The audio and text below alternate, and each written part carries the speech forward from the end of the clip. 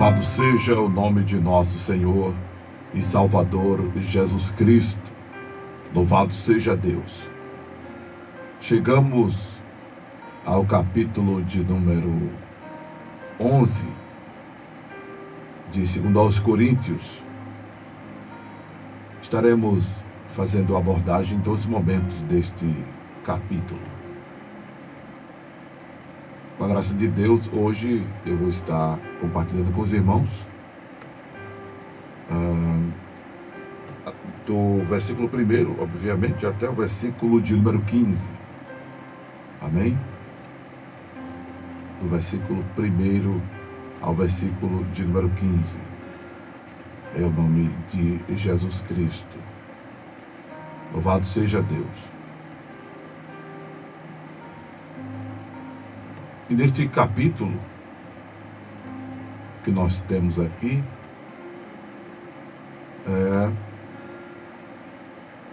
que por sinal é familiarizado esse capítulo, focando que Satanás se transfigura em anjo de luz, ou seja, existe nele a capacidade de enganar.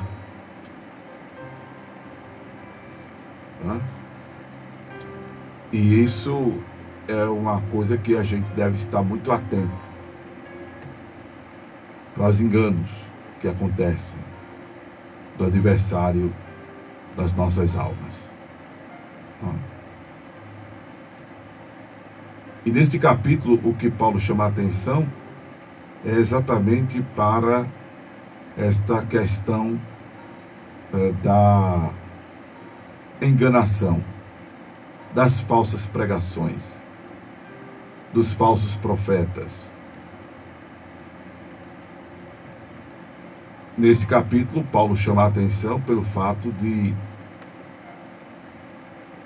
ter tanta autoridade quanto outros apóstolos,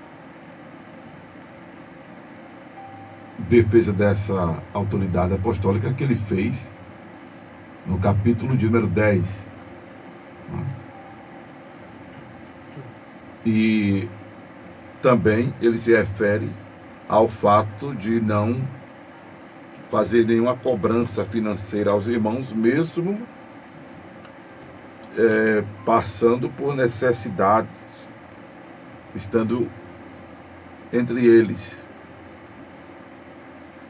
O que em outro momento ele deixou de assistir uma igreja que lhe dava salário. Mas, quando estava com os irmãos em Corinto, não pediu nada a eles, evitou ser pesado para os irmãos, até para que não houvesse crítica daqueles que queriam só uma ocasião para criticá-lo, e pelo fato também de os irmãos da Macedônia suprirem a sua necessidade. Então Paulo era uma pessoa muito prudente, e que se ele, quando fosse rude nas palavras, se é que fosse rude nas palavras, eu estou falando isso pelas colocações que ele faz nos versículos 6 em diante. Ele, contudo, tinha muito zelo pelos irmãos, tinha muito amor, tinha muito carinho, tinha muito cuidado. E ele fala de zelar por eles como zelo de Deus. E cuidou de lhes ensinar a verdade, com o conhecimento que ele tinha das verdades de Deus, das coisas seculares, para exatamente diferenciar entre o que era conhecimento humano, filosofia humana, teoria humana, crendice popular, crendice humana, e o que era revelação, o que era evangelho, o que era verdade de Deus. Por isso que ele chega a dizer para os irmãos que se alguém fosse pregar outro Jesus, se alguém fosse ministrar outro Espírito, e se alguém fosse levar outro Evangelho, e eles porventura abraçassem, com razão eles sofreriam. Porque Paulo cuidou de deixar os irmãos bem orientados, bem discipulados, bem esclarecidos. Porque havia os falsos profetas tanto fora do templo, porém o problema maior eram os falsos profetas dentro do templo. Porque é uma coisa que, inclusive, eu tenho feito até conscientemente, porque eu passei a entender melhor isso, mas com muita voluntariedade, é combatido mais as heresias que têm estado no nosso meio do que as heresias que estão fora do nosso circuito. E quando eu me refiro à heresia, eu me refiro exatamente aos ensinamentos contrários à palavra de Deus. Heresia é ensinamento errado. E como é que eu sei que o ensinamento é errado, pastor? Qual é o instrumento aferidor que diz o que é certo e o que é errado? O instrumento aferidor, irmãos, é a própria palavra de Deus, a Escritura Sagrada. João 17:17, Jesus disse: santifica-os na verdade, a tua palavra, ela é a verdade. Então o instrumento aferidor é a palavra de Deus. Jesus disse para crermos como diz a Escritura, porque se não cremos como diz a Escritura, se não crermos como diz a Escritura, não teremos rio de água viva fluindo em nosso meio, em nosso interior, aliás, em nosso ventre, se refere ao nosso interior, se refere ao nosso espírito, não é? Se refere ao nosso espírito. E o rio de água viva refere-se ao Espírito Santo, fazer essa comunicação com a nossa essência. Então, a referência é a palavra de Deus. O instrumento aferidor da verdade é a palavra de Deus. Não são os teólogos do século XXI, muito menos do século XX. Não são os... apesar de terem contribuído muito, significativamente muito, né? Os evangelistas protestantes do século XVI, mas eu penso que ainda a igreja, no sentido protestante evangélico da coisa, do movimento, né? Precisa de mais uma reforma. As 95 teses colocadas por Lutero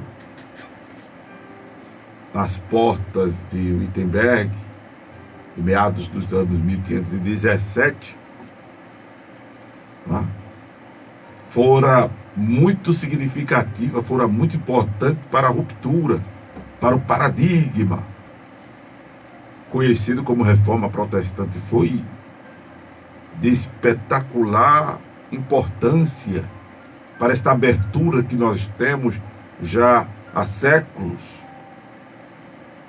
da pregação da palavra de Deus, Sempre é importante lembrar as palavras de Pedro, quando ele disse que a Escritura não é de particular interpretação, mas homens santos, inspirados por Deus, a escreveram. É importante lembrar disso, para que não transformemos o Evangelho de Jesus em casa de mãe Joana, que é uma expressão simbólica, né, para um lugar em que todo mundo manda. Claro, não é a tua casa, Joana, que está me assistindo pelo Instagram, pelo YouTube, pelo Face. Não é a tua casa, Joana, que está me ouvindo pela M890, nem pelo aplicativo. Mas é uma metáfora. Não é? Eu espero que só que quem manda na tua casa sejas tu, teu esposo. Vocês que são casados. Não é? Seus respectivos maridos e você que é solteira, sei lá. Espero que quem mande aí seja você. Claro, sei que é uma pessoa adulta responsável, né? Mas é só para entender. Porque o Evangelho não é o Evangelho de Jesus não é uma corrente filosófica, teológica, em que se precise de ajustes, de aprimoramento. Não. Precisamos entender que o Evangelho de Jesus é de Jesus. Por isso que ele é pleno, ele é perfeito. Porque a palavra Evangelho é a sua forma adjetiva no grego, que fala de qualidade. Tá? E é de onde vem a palavra boas novas, que é a palavra de Deus do Velho Testamento, e que no livro de Salmos, Salmo 119, por exemplo, dos seus 10 primeiros versículos, tem vários sinônimos: estatuto, mandamento, juízo. Deixa eu mostrar aqui a você. Salmo 119, os 10 primeiros versículos. Fala de lei, testemunho, caminho, preceito, mandamento, estatuto, juízo, palavra.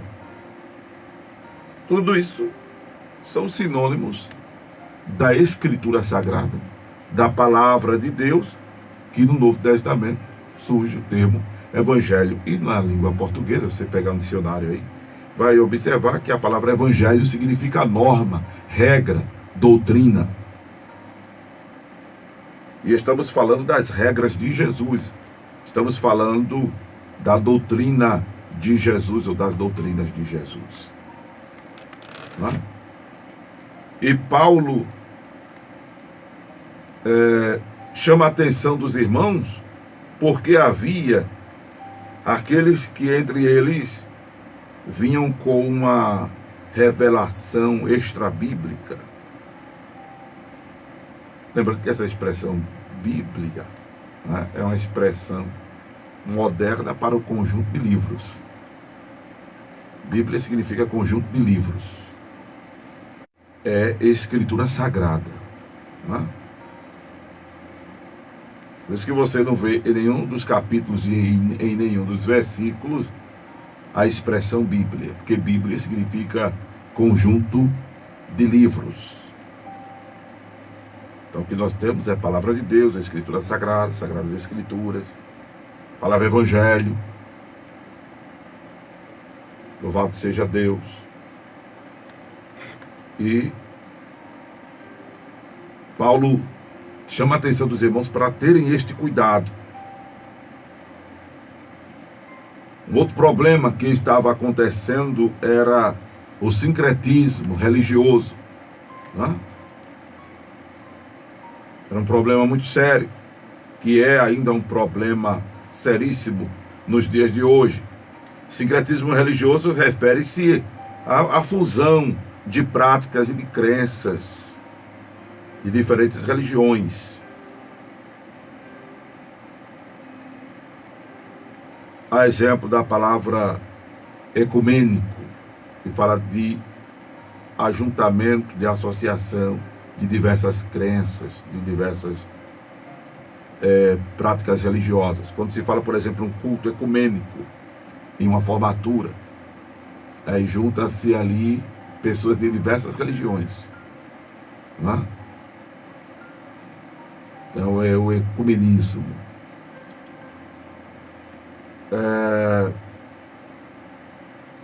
Houve um movimento ecumênico protestante, e esse é saudável, que é de onde vem o movimento evangelical no ano de 1902. A proposta era exatamente unir as mentalidades protestantes. É o que aí que resultou hoje no chamado, resultou faz tempo, né? Mas que é o que a gente conhece hoje como evangélicos, né? Como evangélico. Veio desse movimento no ano de 1902, na Europa. Esse movimento surgiu da Europa, né? A ideia foi bacana, porque a ideia era exatamente fazer com que essas correntes teológicas elas fossem diluídas e focada numa só, vamos chamar de teoria, né?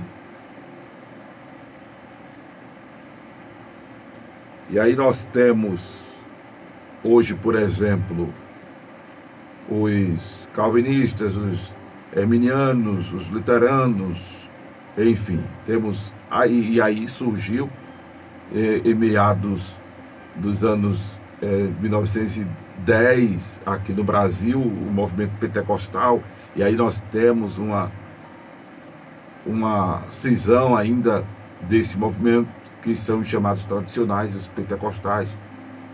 Alguns anos atrás surge o movimento neopentecostal, e aí vão surgindo as correntes teológicas, né? Mas o movimento evangelical lá atrás, a ideia era de não ter isso. A ideia do movimento evangelical era fazer jus ao que está escrito em Efésios, capítulo de número 4, que diz: há um só Deus, um só Senhor, um só Espírito, uma só fé, uma só esperança. Efésios capítulo 4. Há um só corpo, um só Senhor, um só batismo, um só Deus e Pai de todos, o qual é sobre todos e por todos e em todos. A ideia do movimento era essa, mas que infelizmente também não deu certo. Por isso que é necessário, eu sou pregador e defendo que é necessário uma reforma ainda nos dias de hoje. O grande problema é que a maioria de nós líderes defendemos mais os nossos interesses do que os interesses de Deus. Defendemos mais os nossos interesses do que os interesses de Deus. A bronca está todinha aí. E era o que Paulo combatia. Por isso que ele evitou cobrar salário dos irmãos em Corinto, né? Para que ninguém viesse acusá-lo, como alguns pastores hoje são acusados, exatamente de pregar o evangelho por dinheiro, de pregar o evangelho em função do seu status quo, do seu patamar financeiro, da sua condição social. Infelizmente, é uma verdade que existe uma parte, que não sei se é boa, né? Porém é prejudicial à essência do evangelho. São pastores que mais desconstroem o evangelho, tem sido feito meio de vida, né? E aí, por causa de uns, todos acabam pagando. Né? Mas o grande problema é que também as pessoas só focam nos que erram. Caramba, procura focar nos que acertam. Procura focar nos que fazem as coisas direito. Tem gente que só foca em político que não presta. Procura focar em um que presta. Aí você diz, pastor, me apresente um. Poderia lhe apresentar. Não vou falar aqui, né? Poderia apresentar. Não, evangélico, não, nem tantos. Pelo amor de Deus. Estou falando porque é evangélico, não. Porque a ver o caba não é evangélico que é melhor do que alguns que se dizem evangélicos. Essa bancada evangélica, vou botar até a mão na minha cara para quem está me assistindo, que essa bancada evangélica dá até vergonha. Essa chamada bancada evangélica dá até vergonha. Pelo amor de Deus. Estou falando de ser evangélico, não. Né? E do jeito que existem pastores mal intencionados, existem pastores bem intencionados. Existe quem não preste, irmão, e existe quem preste em todos os sentidos e aspectos, em todos os segmentos. Né? Uma vez eu ouvi uma gracinha, eu prefiro ser da paz. Jesus disse que no que depender de vós, tendes paz uns com os outros. E ter paz, e em outro momento Jesus disse, bem-aventurados pacificadores, porque eles serão chamados, porque dos tais é o reino de Deus, né? Está lá nas bem-aventuranças. Bem-aventurados pacificadores, disse Jesus. Deixa eu voltar aqui, para eu me lembrar exatamente. Ser pacificador é isso. Então, eu sou da paz. Mas, eu chegando em determinado lugar, escutei uma pessoa policial, inclusive na instituição que você faz parte. Né? É fato. Existem bons policiais e péssimos policiais em todas as instituições. Como existem pastores que prestam, existe pastor ladrão e existe pastor honesto. Existe pastor que mente, existe pastor que fala a verdade. Existe pastor que prega a palavra, como existe aqueles que não pregam a palavra. Infelizmente. Aí Paulo está cuidando de combater os hereges de dentro da igreja em Corinto. Aí tem um momento que Paulo, porque Paulo é Paulo, Paulo era de um temperamento de mandar entregar o cara a Satanás. Paulo era de um temperamento de dizer que Satanás se transfigura em anjo de luz. E ele estava apontando para os falsos profetas, os obreiros fraudulentos, aqueles que torcem a verdade e aqueles que a motivação é outra e não os interesses de Deus. E os seus interesses, pregador, que estiver me ouvindo, seja não os seus, mas os de Deus. Você prega o evangelho não para defender a sua bolacha. Porque, irmãos, eu estava dizendo até um dia desses, recentemente, a um colega, você precisa ter consciência de que é para Deus que você trabalha, que é a Deus a quem você serve, que foi Deus que lhe chamou e que Ele cuida de quem Ele chama. Louvado seja Deus. E eu tenho dito isso, irmão, porque Deus tem cuidado de mim. Louvado seja o nome do Senhor. Deus tem me ensinado desde quando eu me converti a ser dependente dEle. Deus tem me cuidado. Quando eu digo às pessoas que Deus tem me honrado, não é que Deus tenha me feito estrela, porque eu não sou estrela. Que Deus tenha, como diz o hino aí, né? Tirar você, como é? Quem te viu na prova não te ajudou. Esse hino, ele é até bonitinho, mas tem um momento de revolta cristã que não é nem bacana estar cantando ele, né? que a letra dele é bem assim, tipo, revoltante.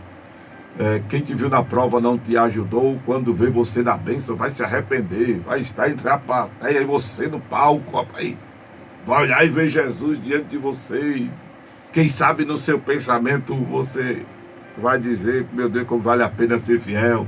Na verdade, a minha prova tem um gosto amargo, mas a minha vitória hoje tem sabor de mel. Mas veja, tem um momento revoltante nesse hino, né? Quem te viu, agora tá ferrado, agora tu tá na bênção, tá vendo que me ajudar quando eu precisava? Sim, aí não é bacana esse sentimento. Isso não é um sentimento cristão. Esse sentimento não é cristão. Entende? Mas quando eu digo que Deus tem honrado, é o seguinte. Eu me lembro que o Senhor tem me ajudado. Eu passei 17 anos, irmãos, de madrugada pregando este evangelho. E sabe quem me ajudava? Deus, usando os ouvintes do Acorda Bênção. Era um programa terceirizado, eu pagava a emissora lá. Né? E eram os ouvintes que mantinham o programa. Por isso que eu não vejo dificuldade em dizer a você que abençoe esta programação. Porque Deus tem nos ajudado e vai nos ajudar, não por causa de mim, mas por causa desta palavra. Louvado seja Deus, que eu não tenho me negado de falar como deve ser falada. E eu sugiro que você creia, como diz a Escritura. Procure ler a Bíblia, procure meditar no texto sagrado, meu irmão, minha irmã. Para que aí sim você tenha satisfação em ser cristão, satisfação em ser cristã. Não vai por essas palavras de lisonja, né? Toma vitória, toma bênção, é só palavra boa. Não, o evangelho não é só palavra boa. Lembre-se que o jovem saiu triste da presença de Jesus, porque Jesus disse: Pai, vende tudo que tens e dá aos pobres. Vem, segue-me. Não estamos defendendo aqui a pobreza, porque não é ser pobre que vai levar a pessoa para o céu, como não é ser rico que vai levar a pessoa para o inferno. A questão que confrontou aquele rapaz foi ele ter que abrir mão daquilo que ocupava o seu coração no lugar de Deus. E nada pode ocupar o lugar de Deus na tua vida. Se alguma coisa ocupa o lugar de Deus na tua vida, aí tu precisa se converter. A tua própria vontade, inclusive. Por isso que seguir a Jesus é negar-se a si mesmo. Seguir Jesus é negar-se a si mesmo. Jesus disse: quem quiser vir após mim, negue-se a si mesmo. Tome a sua cruz e siga-me. A cruz não é o cônjuge, não é a esposa, não é o esposo, não são os filhos.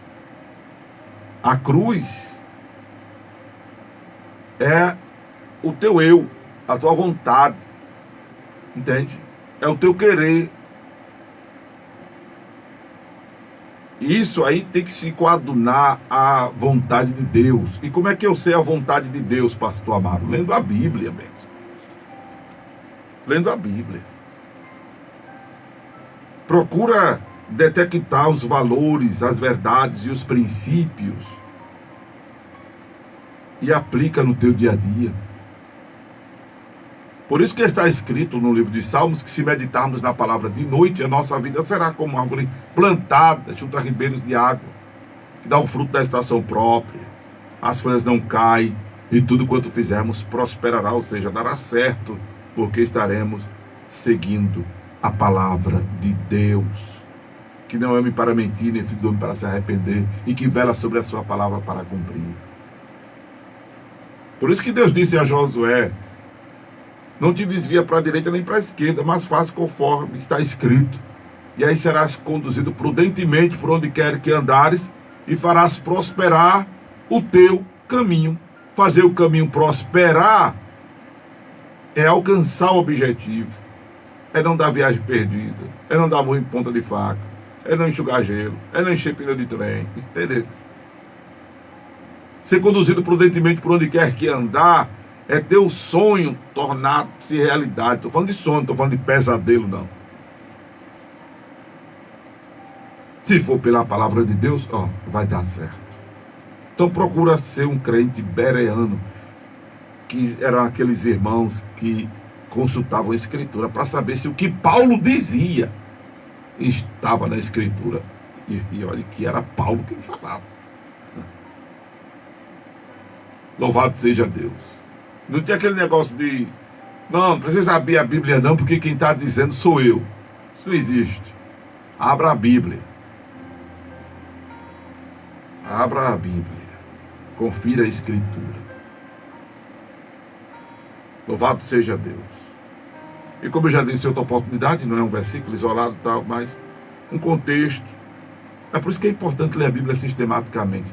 Parar de ler a Bíblia, eu vou ver o que é que Deus quer falar comigo e abrir. Não, procura ler sistematicamente. Procura ler o Evangelho de Mateus, de Marcos, de Lucas, de João. Comece pelo Evangelho. Tem gente que já quer começar por Apocalipse, meu Deus. Começa pelos Evangelhos. Dentro do livro de Atos, as cartas de Paulo. Segue essa leitura que a gente vem fazendo. Está aí no YouTube, Acorda a Bênção, né? Várias abordagens, meu Deus do céu, desde de Mateus. Comecei a registrar isso no YouTube. Tem aí. E tem alguns capítulos que eu tenho falado de Apocalipse. Tem abordagens que eu já fiz. Tem só áudio aí no YouTube. Do Velho Testamento. Né? Eu comecei essa iniciativa de arquivar isso no YouTube através de alguns irmãos ouvintes. Né? Teve o Edson Julião, depois teve um outro jovem, que eu ia lembrar o nome dele agora, mas esqueci. Teve um irmão lá de Valdedeu, teve um irmão chamado Valdedeu, do interior, esse irmão. Né? E aí depois, Jesus colocou o irmão Luciano Ricardo na minha vida, que é quem inclusive posta o material do Facebook para o YouTube Acorda a Bênção. Um abraço, Lu. Louvado seja Deus. Então tem muita coisa para você ouvir, refletir, meditar, consultando a Escritura Sagrada. Procure crer, como diz a Escritura Sagrada, e rios de água viva fluirão em seu espírito, em seu interior. Amém? Porque se não crê, volto a dizer, como diz a Escritura, Mateus capítulo 15, palavra de Jesus: você estará adorando a Deus em vão, estará honrando a Deus só de lábios, o coração estará distante de Deus. Em resumo, você estará perdendo tempo, e tempo é muito precioso. Amém? E tempo é muito precioso. Que Deus te abençoe em o nome de Jesus Cristo. Esta palavra, louvado seja Deus, que você escutou ao seu ouvido, foi a voz do pastor Amaro Correia. Mas se esta palavra lhe impactou, mexeu com você, abriu sua mente, surtiu algum efeito na sua vida, foi a voz de Deus, a voz do divino.